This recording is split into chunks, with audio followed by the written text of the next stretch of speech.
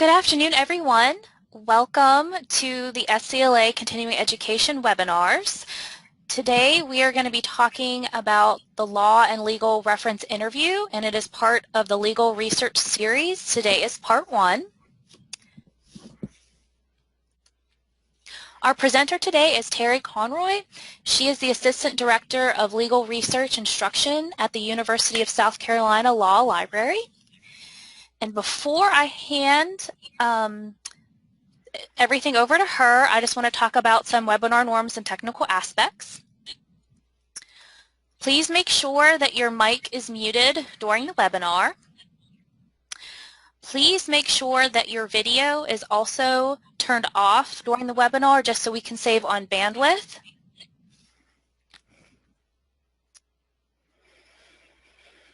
If you have any questions or technical problems, please ask those using the chat box.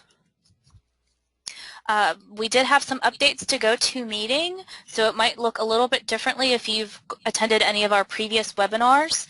If you click on the top, if you select Hide Everyone, it makes your PowerPoint bigger so that you can see the PowerPoint better. And then they've also added this function on the side of the PowerPoint where you can take screenshots of the PowerPoint slides, you can zoom in and out of the PowerPoint screen, but I also just wanted to let you know that after the webinar, a link to the recording will be provided, and the PowerPoint slides will also be attached and sent out to all of the registered participants. All right, Terrye, I am turning it over to you. Hi everyone, welcome to part 1 of our 5-part legal research webinar series on the law and the legal reference interview. The list of topics for parts 2 through 5 are on the last slide of this presentation. You can also find the list on the South Carolina Library Association website and register for one or more sessions on the State Library's website. If you do register for a subsequent session, please complete the short survey linked in the description for that webinar. I think people are missing that survey link.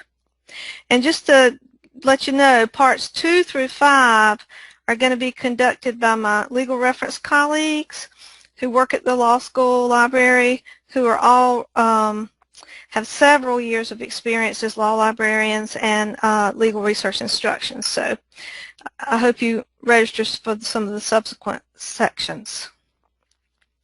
We begin this webinar with a quick overview of the laws we research, federal, state, and local. Then for the remainder of the webinar, we will focus on the legal reference interview and how to provide legal reference services without providing legal advice. I'm going to leave plenty of time at the end for questions and discussion, so you can get ready to ask your questions in the chat box. The best preparation for providing legal reference services is to understand the legal reference research process, which is based on how laws are made and published. There are 4 sources of law, federal and state: constitutions, statutes and ordinances, rules and regulations, and case law. The authority to enact and enforce laws flows from the United States and state constitutions. Each state has its own constitution. However, the United States Constitution is the supreme law of the land. Therefore, no state or federal law may conflict with it. The United States legal system is founded on the doctrines of federalism and separation of powers.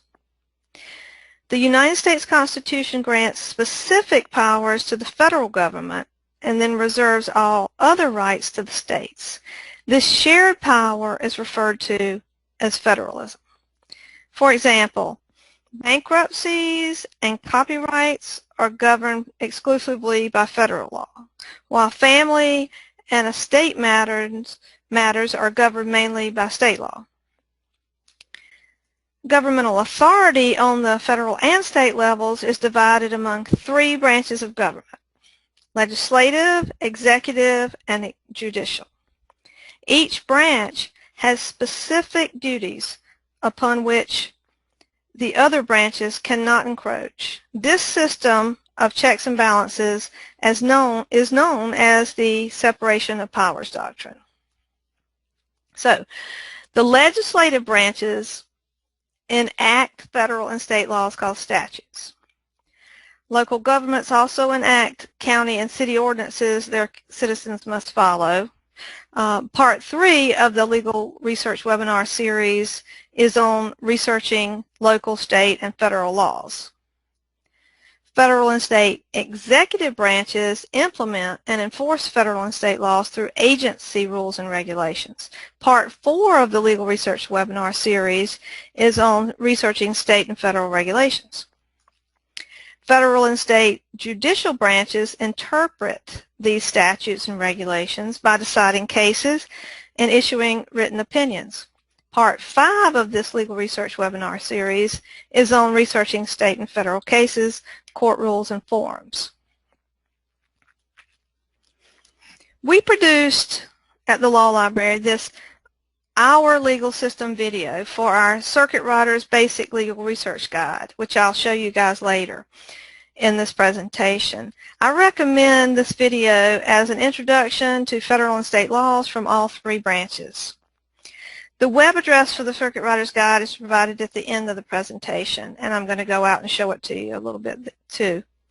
This 6-minute video includes examples of federal and state statutes, regulations, and cases, which we will cover in parts 3 through 5 of our Legal Research webinar series.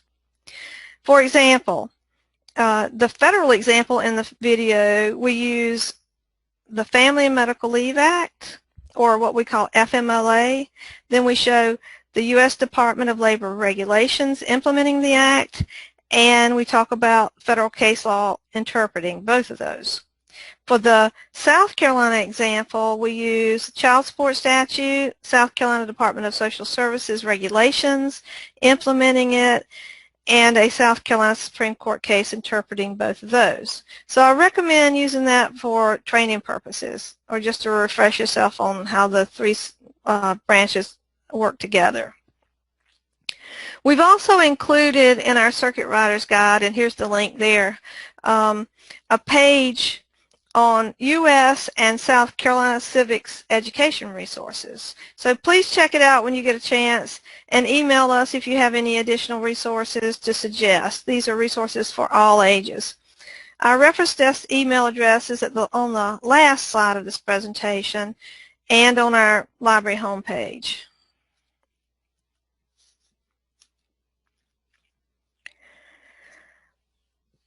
We refer to the 4 sources of law, federal and state constitutions, statutes and ordinances, rules and regulations, and cases as primary legal authority. You'll hear that a lot. These are the laws we must follow. Secondary legal sources are those sources that help you find and understand the law on a legal issue. Secondary legal resources include legal dictionaries, encyclopedias, books and treatises, and journal articles. We cover secondary sources and topical research guides in part 2 of this Legal Research webinar series.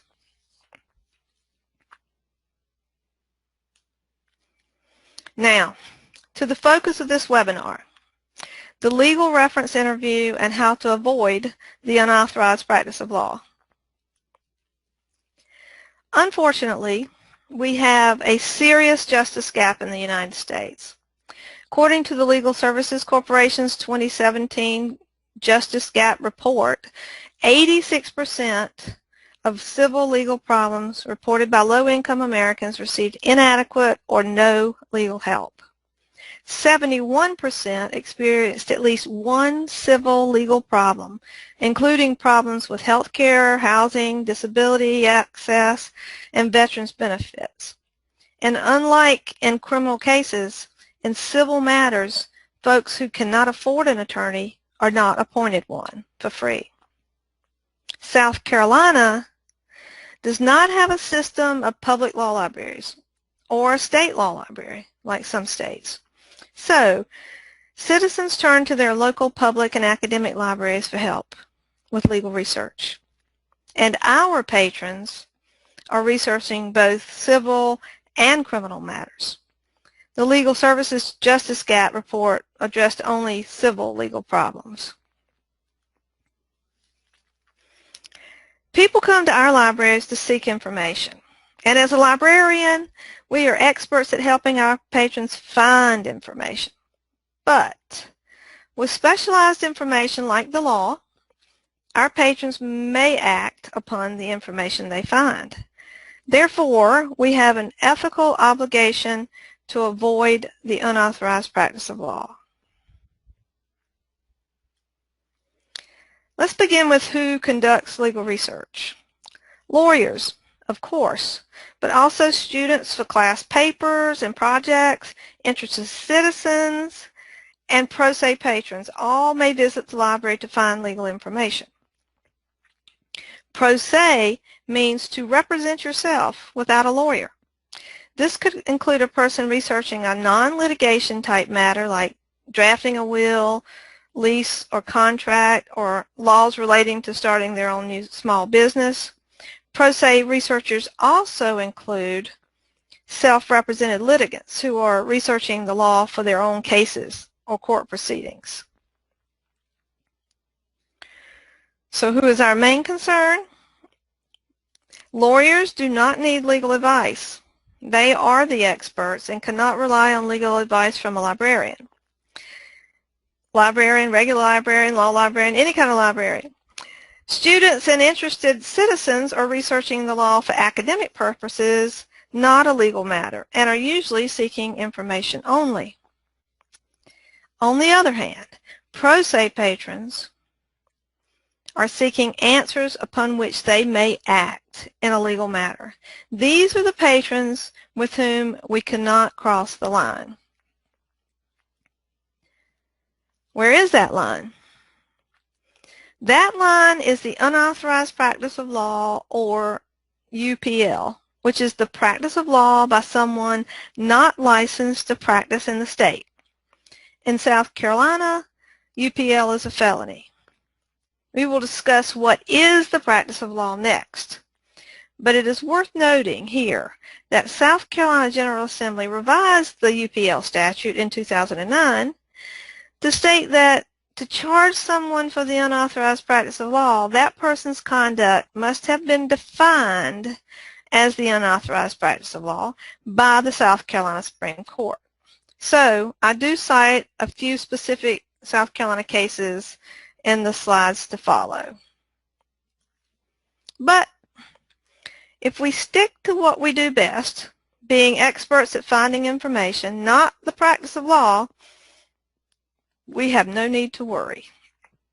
Plus, there are no known cases of librarians being prosecuted for UPL. What is the practice of law? Although there is no precise definition of the practice of law in South Carolina, the South Carolina Supreme Court has addressed specific conduct in several unauthorized practice of law cases. The South Carolina Supreme Court has decided that you do not have to get paid to be practicing law, that the practice of law is not limited to appearing in court on behalf of a client, and that the practice of law does include giving legal advice and preparing legal documents, which is what we're going to talk about next. So, what is legal advice? You are giving legal advice if you are orally or in writing interpreting some aspect of the law, court rules, or legal procedures. Or you recommend a specific course of action a patron should take, or you apply the law to a patron's specific factual circumstances. So we've prepared this chart that contrasts what would be considered acceptable legal reference to what is considered providing legal advice, or what is giving legal advice. First, Asking for only the information you need to help a patron access relevant information in a neutral manner is providing legal reference, while providing an opinion on how or if a law applies or which specific course of action to take is providing legal advice. No matter how serious and unfortunate a person's situation is, we cannot get personally involved. When we do, we are more likely to cross the line to giving legal advice. We must focus on the research and resources we can provide them. Sometimes folks just want to tell you their story, and I do listen, but over time you get pretty good at redirecting them to what you can do for them. Next, directing a patron to a book or legal dictionary to find the meaning of a legal term is providing legal reference, while explaining what a legal term means is legal advice. Some law librarians feel uncomfortable even reading a definition of a legal term to a patron for fear that they will put too much emphasis on a specific word, say if they're talking over the telephone. I'm not as worried about that, but if a patron does ask me what a word in the definition means, I refer them back to the legal dictionary to look that word up. I will also suggest other resources like a legal encyclopedia for more in-depth information and to find case law that may define or interpret that term. Next, teaching a patron how to use legal materials and how to conduct legal research is providing legal reference, while conducting the legal research for a patron is legal advice. You can never say, "I'll find that law for you," or "Let me find you a good case." You show them how to find statutes and cases, and they must decide if the statute they find applies to their case or if the case they find is a good one for their situation. You cannot do their research for them.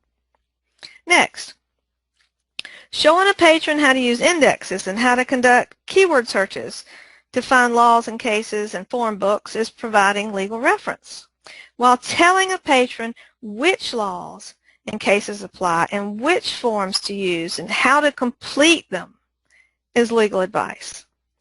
Our expertise is showing the legal materials and how to use them, is knowing the legal materials and how to use them. We can only show our patrons which finding tools are available and how to use those finding tools. We cannot tell them which resources they find apply to their situation and how they should use them.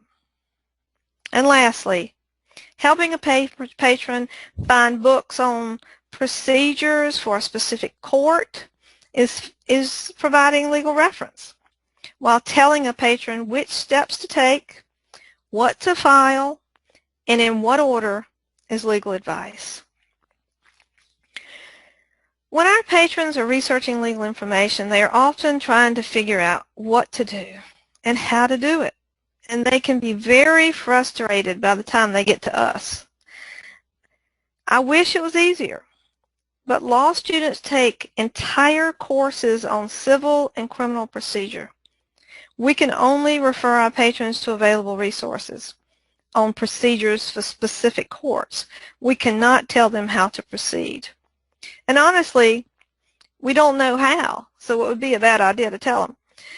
Understand that our patrons can feel desperate when faced with a legal problem, and they are often very persistent, and I know y'all know what I'm talking about. However, we can honestly tell them that the law prevents us from giving legal advice. And again, we focus on what we can do. And I'll entertain some questions about some of these at the end of the session. What is our concern with preparing legal documents? The South Carolina Supreme Court tells us that preparing a legal document is the practice of law when It involves the giving of advice, consultation, explanation, or recommendations on matters of law. Let's look at an example. In the 2007 Franklin v. Chavis opinion, the South Carolina Supreme Court held that when a non-lawyer filled in the blanks of a computer-generated will for a neighbor, he engaged in the unauthorized practice of law. Why?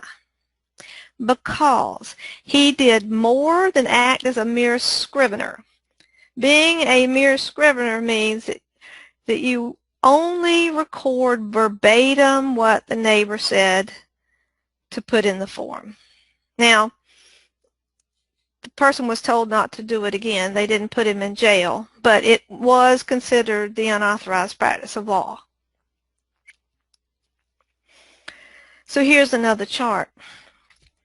When a patron needs forms, and they often do, keep the do's and don'ts from this chart in mind. What we can do is a lot. So let's start with what we cannot do, which actually involves legal advice. We cannot prepare legal documents or complete forms for a patron. We cannot advise a patron how to fill out a form. We cannot interpret the language in a form for a patron. And we cannot suggest that a patron use a specific form. The patron will say, I have all of these bankruptcy forms. Which one do I use for this? We cannot tell them. We probably don't know, but we cannot tell them even if we do. In a legal reference interview, focus on what you can do. You can inform a patron about the existence of court-approved forms. These are usually on the South Carolina Judicial System's website. You can show a patron how to navigate a website that contains court-approved forms. You can inform a patron about legal services groups that may be able to help them complete the legal forms. You can recommend books that include examples of legal forms, which is where knowing your collection is very important. You can suggest books on specific legal topics that may include forms. You can show a patron how to use the index and table of contents for a specific form. And lastly, you can point out that annotated codes, like the South Carolina Annotated Code, legal encyclopedias, books, and research guides may have reference forms that are relevant to a specific legal topic. We cover how to find forms, by the way, in Part 2 of this webinar series on secondary sources and in Part 5 on cases, court rules, and forms.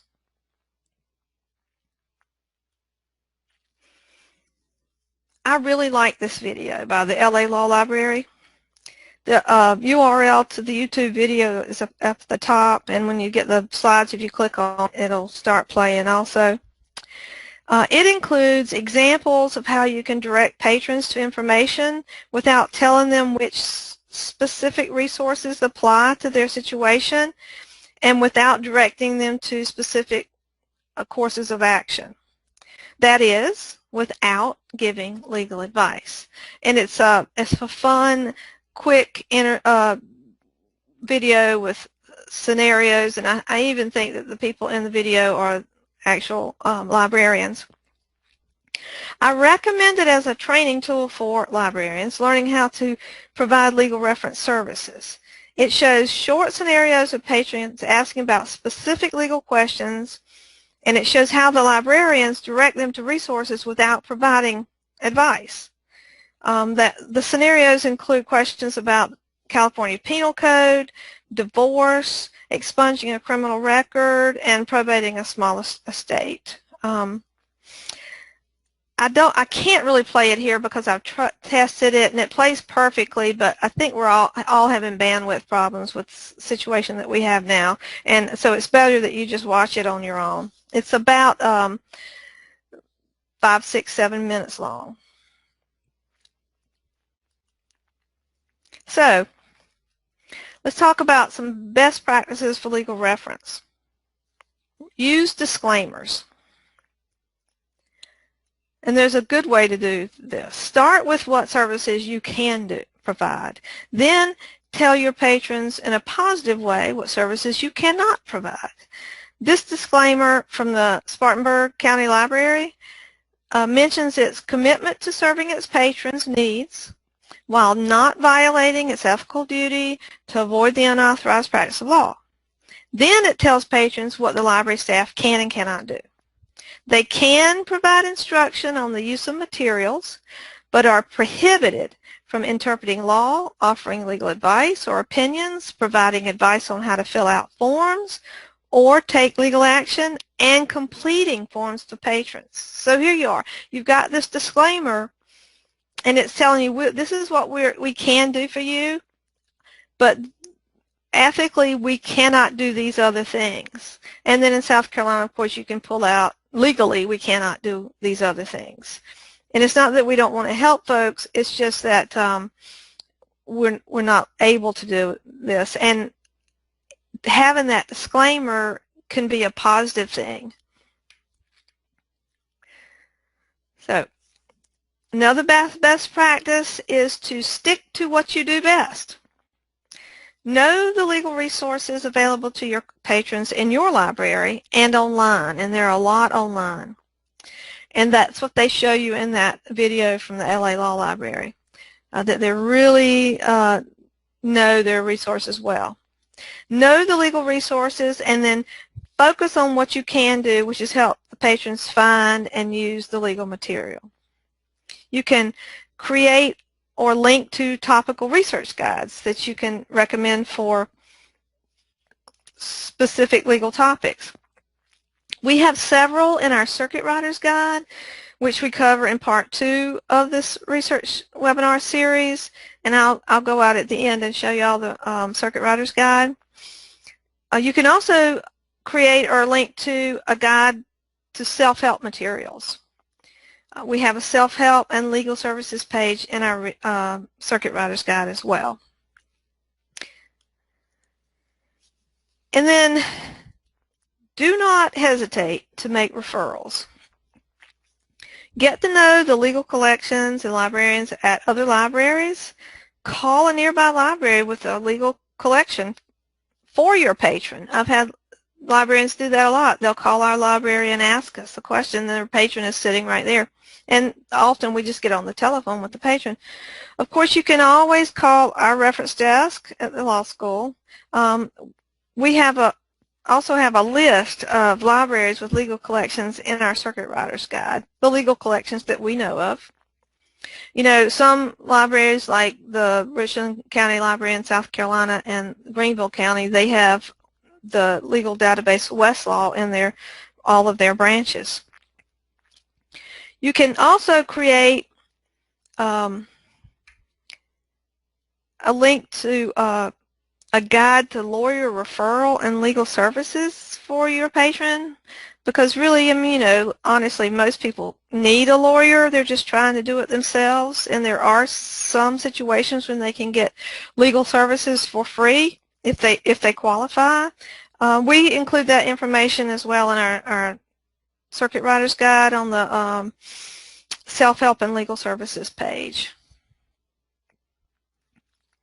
And finally, another good practice is collaborate and form partnerships to meet your patrons' legal research needs. Contact your local law librarian for training. Contact us for training, for research guides, for advice on how to research specific legal issues, and for collection development advice if you're going to try to build a small collection, and many libraries already have. You might also partner with government agencies or the South Carolina Bar, South Carolina Legal Services to provide speakers and legal clinics in your library. Links to legal clinics sponsored by the South Carolina Legal Services and the South Carolina Bar are included in our self-help and legal services page in the Circuit Riders Guide. You will notice that most of those clinics are hosted by public libraries. I wanted to put this slide up because I'm always looking for good resources for folks. And when you teach legal research, you're always looking for good resources for yourself. This list of recommended resources includes 3 books with chapters on providing legal reference without offering legal advice. And they're not very expensive. The first 2, Legal Reference for Librarians and Finding the Answers to Legal Questions, are great for librarians new to legal research.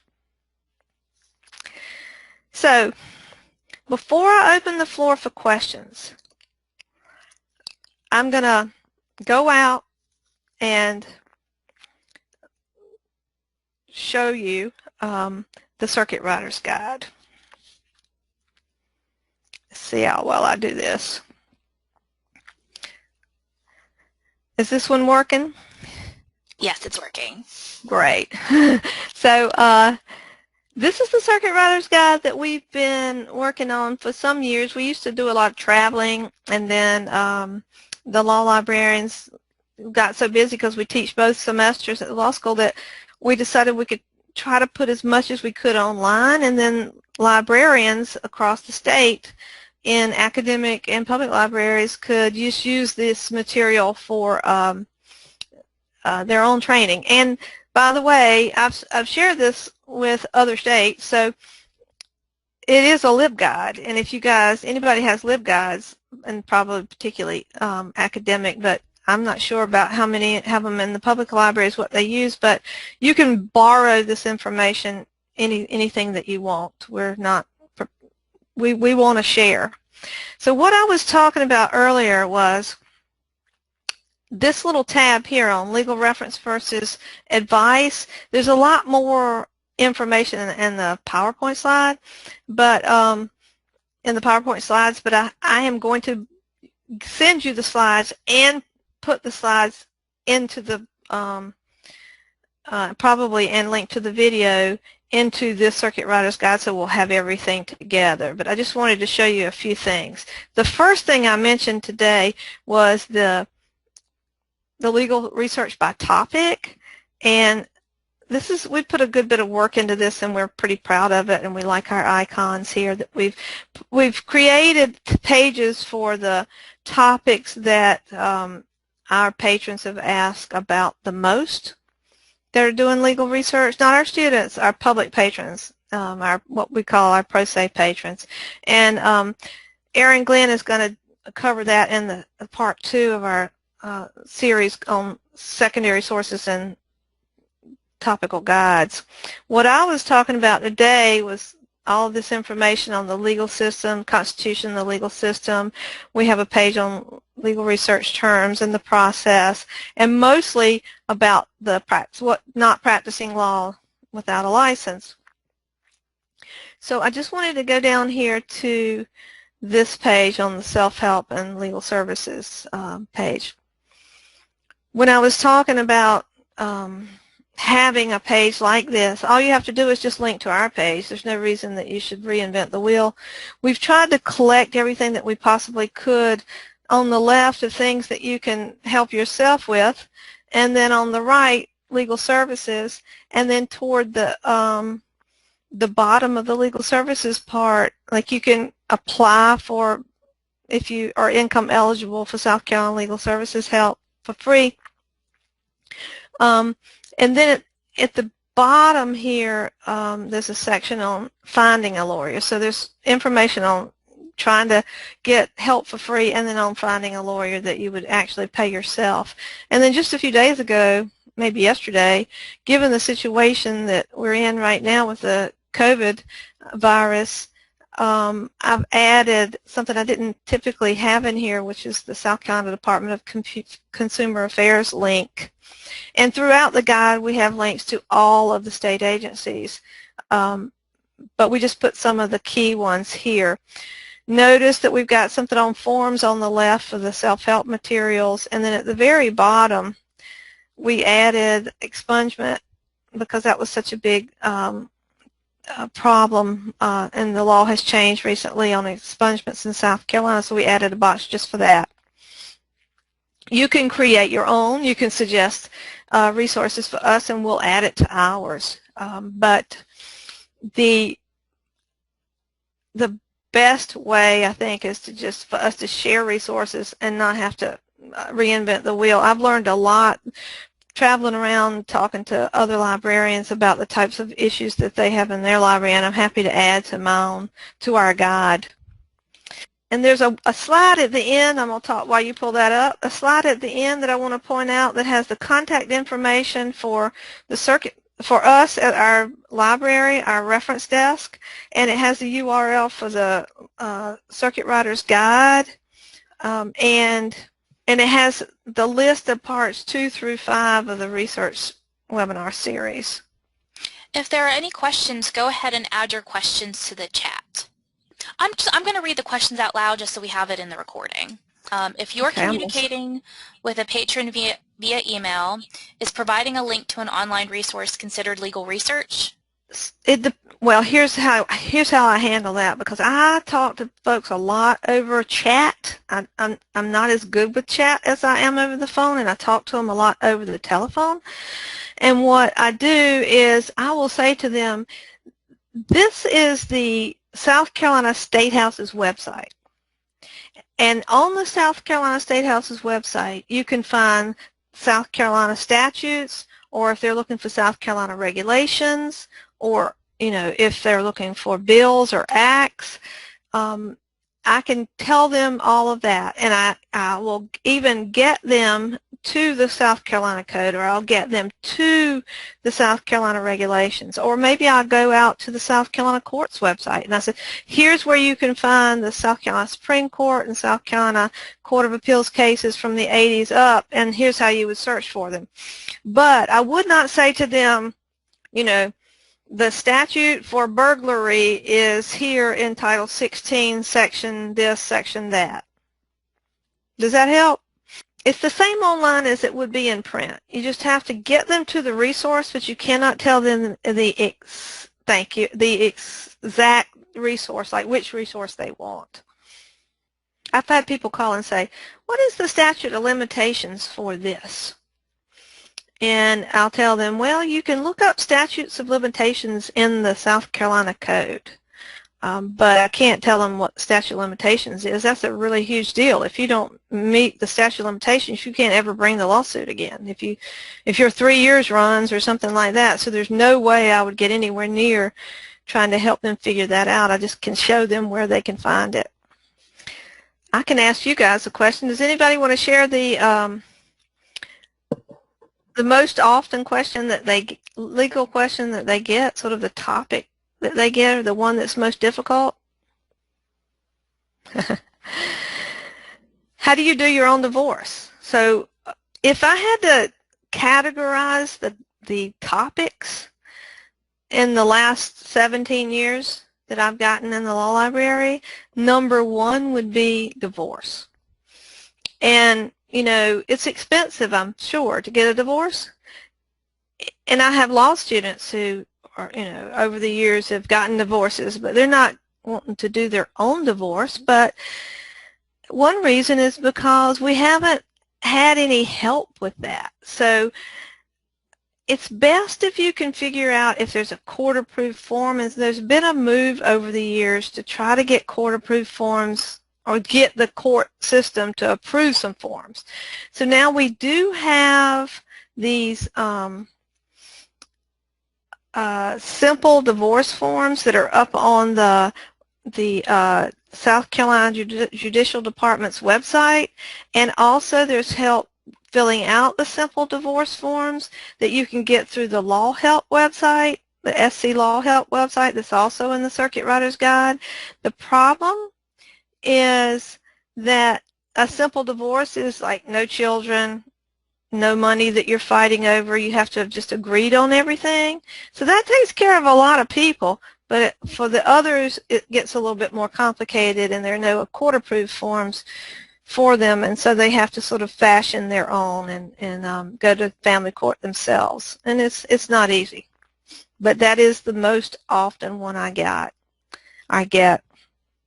What else did I see? Did I see wills, it popped up and then it went away. Yes, someone said, Bronwyn said, how to make your own will is number 2.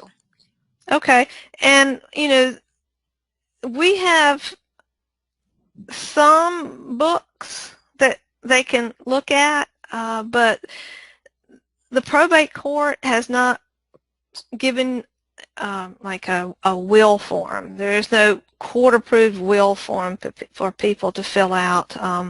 So people are kind of on their own. I mean, that you can get a lawyer sometimes to do a simple will for you for not a lot of money. I know that some public libraries have Gale legal forms that actually are trying to be state specific, and so that's a possibility. I get a lot of people in my library looking to do their own wills. There are a few forms, like I guess the one for advanced directives, like the living will, for what to happen if you're in the hospital and you're on like machine, what to do, and that's in the statute, so I can help people with that sometimes. I see the question about someone who is illiterate or has a learning disability, and they're trying to fill out a form. Someone was asked this question in a course that I'm taking right now, another law librarian in Louisiana, and I don't feel comfortable personally, and I don't know that you should either, filling out a form for someone. That case was the person that, all they're able to do is, the Supreme Court said, was the person tells you exactly what to do and you fill it in. I would be more comfortable if they went to someone like one of the agencies that helps folks with disabilities to help them with that and refer them that way, than for the librarians to be in the business of filling out forms for folks. Not that we don't want to fill out forms, I just, personally, I don't feel comfortable doing that without worrying about giving advice. See if they can have a friend or get them over to, say, Protection and Advocacy for Persons with Disabilities, or the Commission for the Blind, someone like that who can help them do that. Catherine shared that one of the topics that they get a lot at her library is, I am getting evicted, what can I file to stop it, or how do I stop it?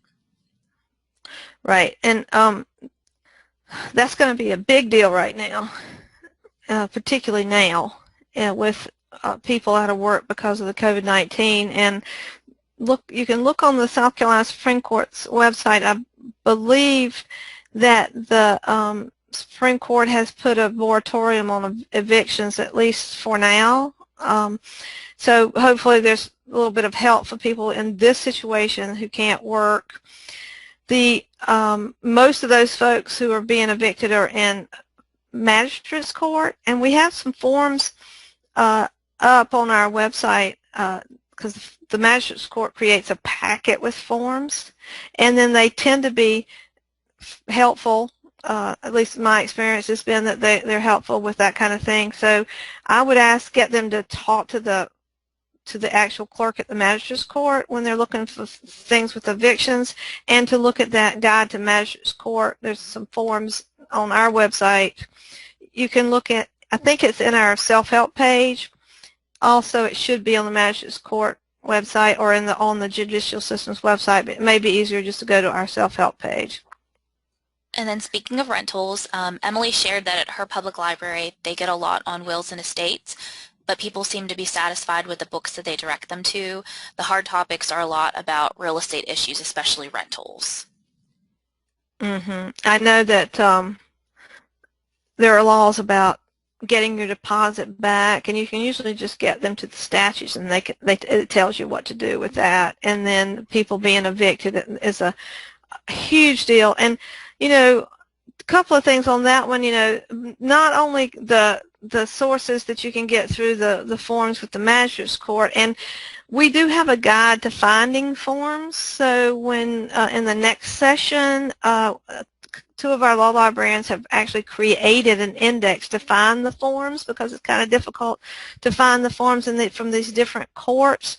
That's there, and I would have them check and see if they're eligible for help with South Carolina Legal Services and see if Legal Services can give them some free legal help with evictions. And then we have two more questions.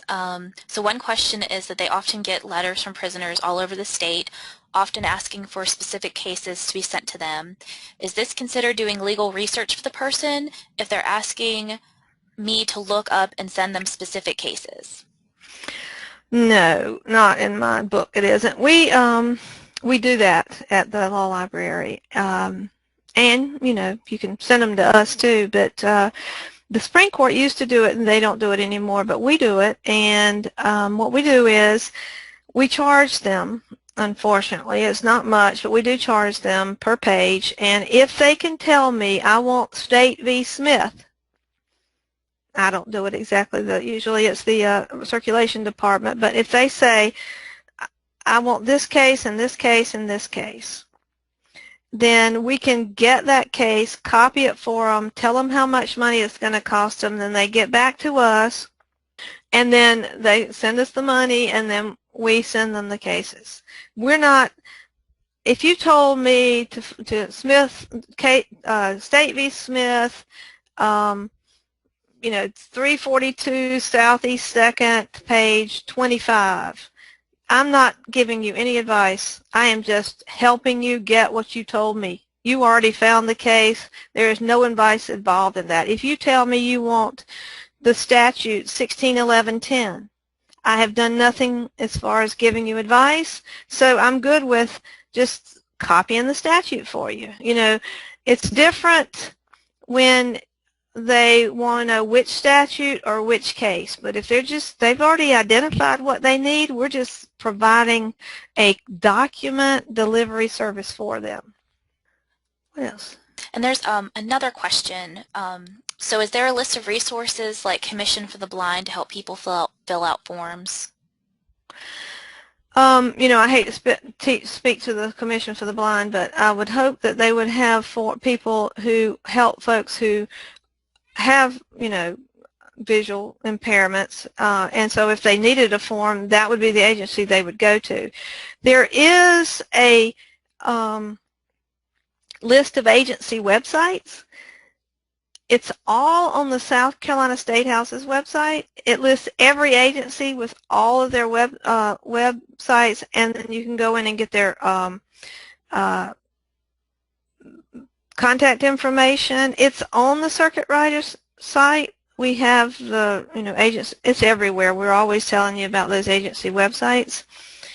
The state library has folks who will read things, and so you can have reading books and stuff like that, but they don't provide that kind of service. I would think that you would need to go to that nonprofit that helps the person who has that type of impairment. That's the only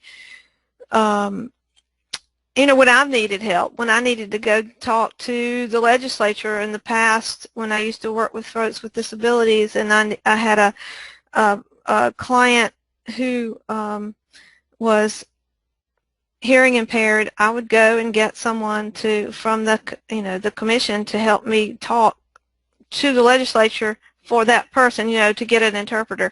I think we can tap into the sources that we have, and they're happy to tell you if they don't know who might be able to do it. But there is a site. If you just go to scstatehouse.gov, on the left is a link to all of the agencies in South Carolina. The commission is there. And also there is the Protection and Advocacy for Persons with Disabilities in South Carolina. It's a private nonprofit. I worked there for years as a lawyer, and they have resources that they can suggest for folks who need help because of a particular disability. We have a couple more questions that came through.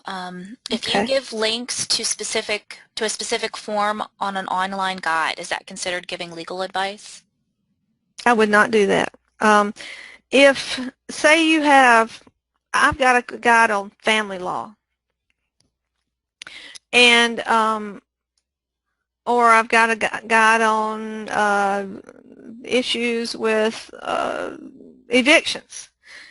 I would send them to, I would give them, and we do, and you can look at our topical guides. We'll show you that this is the link for the State House's website for statutes, and this is a link for the Department of the Judicial Department for cases to do research that way. And here's a guide that the circuit that is produced by the magistrate's court, and that guide happens to have all of these forms on evictions and that kind of thing.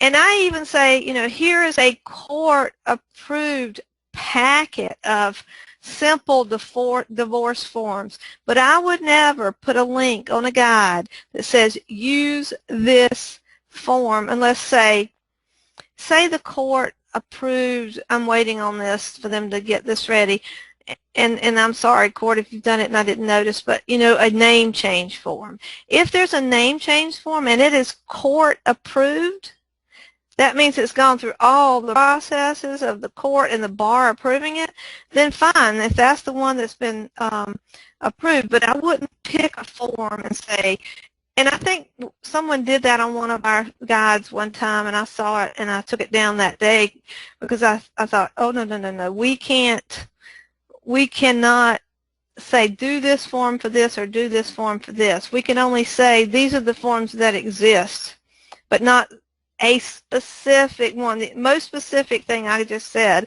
was that if the court got and posted on their website a name change form, yes, but that's because it's court approved and it's the one, and there's only one way to change your name, right?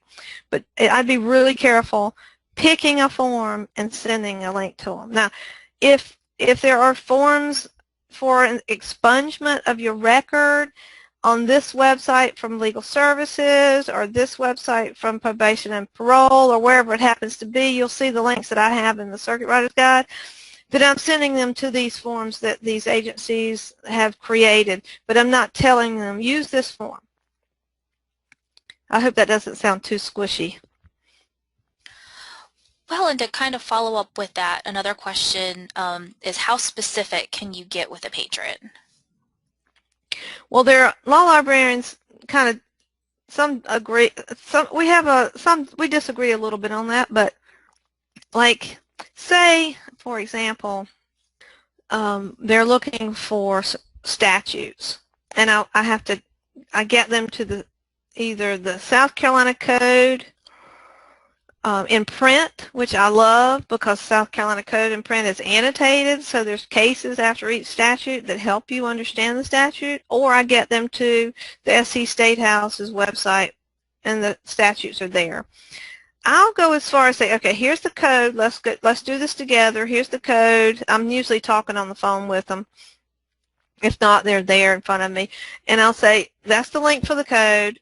And now here's, if you click on this, you can find all of the titles of the code. And so it's a really good idea to browse that. And then here's how to search the code and that kind of thing. But I'll usually stop short of saying, well, I may do this. I may say, you know, crimes are usually in Title 16 and Title 17, and then they have, you know, traffic in Title 56, and then they have, you know, and I will, you know, I'll get maybe that specific, but I won't say use 161110. You know, I won't go there. I might help them figure out a way to craft some search terms to find what they're looking for, but I can't tell them which statute to use, and I can't say, hey, Smith v. Jones is the perfect case for you. You know, that's a great case. I don't know that, number one. And number two, that case could have been reversed yesterday by the Supreme Court or overruled. So you really have to let them do their own research. And a lot of people will say to you, is this a good case, or is this the right case, or is this the statute that applies? And I can't tell them. And then just to follow up to the previous question, so if the actual court agency provides a form on their website, is it okay to provide the link? So it kind of court agency. So say I'm on the magistrate's court website. I mean they'll have forms, and it's absolutely perfect to send them to the magistrate's court forms. They're all in one little bundle, so I wouldn't say use this specific form. I just say go to this packet and find them. If, say, you go up to the South Carolina Judicial Department's website, if you hit forms on there, there's a button for probate court, and they have all these forms. So they can pick from those forms the one that they think applies to them. There's one for the appellate court. There's, one for the circuit court. All of these courts, family court, have their forms up there. And so once you get them to that, then they can decide. If there's a website, I'm not sure which agency it would be, but if it's a court, and they have put, and then you know what all the courts are, if that court has put the link on their website, then they have obviously approved that form for use in that court. And that's not something they do easily, because a lot of times the court clerks will send them to the law library and say the law library has forms. If they go as far as to put a form up on their website, then they've approved it for use. I still would rather send them to the website than send them to the specific form. All right, everyone. Thank you so much, Terry, for this wonderful webinar. So this is part of a legal research series. Today was part 1. Part 2 will be on April 23rd at 2 o'clock. When I send out the link to the recording, I'll also have a link on how to register for the following parts of the series. And then if you have any webinar proposal ideas, I have a link listed there. And if you have any feedback about our webinar series, if you have any technical issues or anything like that, please let us know. And thank you so much for joining us today. Thank you.